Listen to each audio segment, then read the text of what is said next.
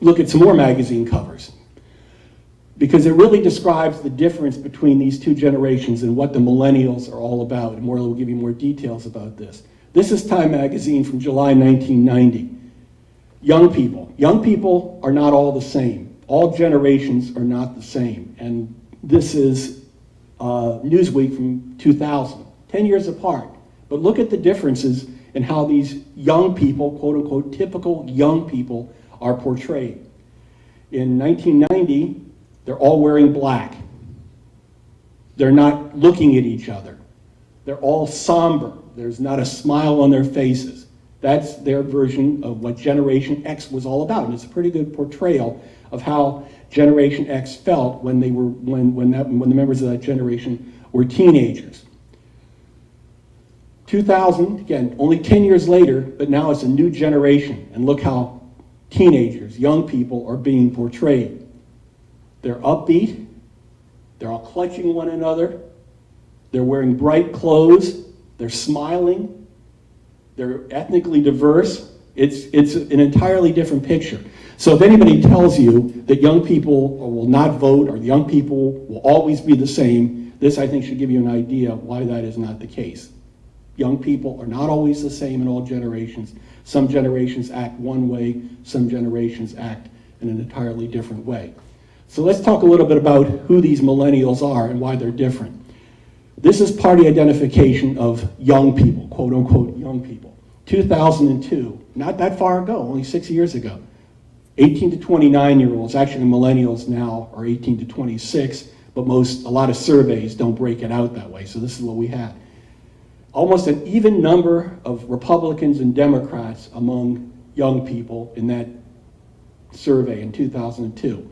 All of these young people were members of Generation X, a generation that was inspired more by Ronald Reagan than anybody else.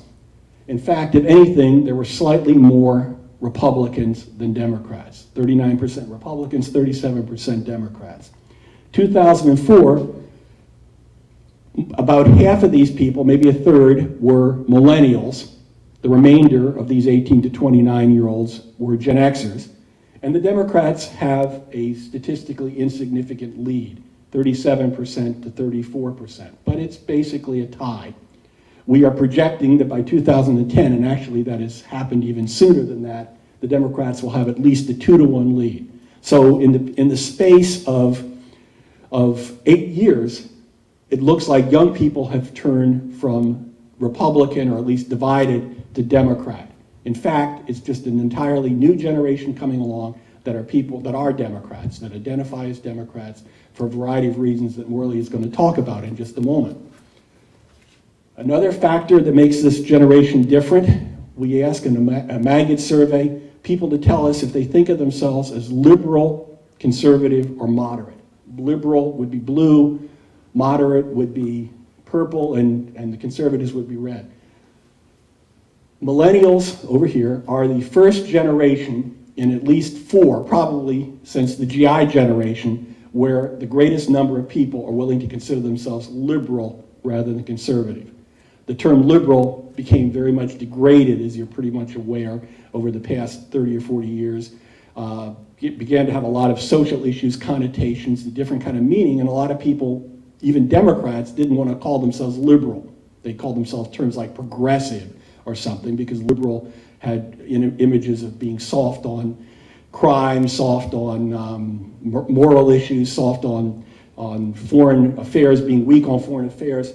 Well, millennials don't have a problem thinking of themselves as liberal. They are liberal. They're happy to be liberal, and so although a lot of them are moderate, by about a 2-to-1 margin, they say they're liberal rather than conservative. Compared to Gen Xers, most of whom are the greatest number of conservatives, and baby boomers, that divided generation. Even the Democrats among baby boomers, many of them think of themselves as conservative, certainly not as liberal.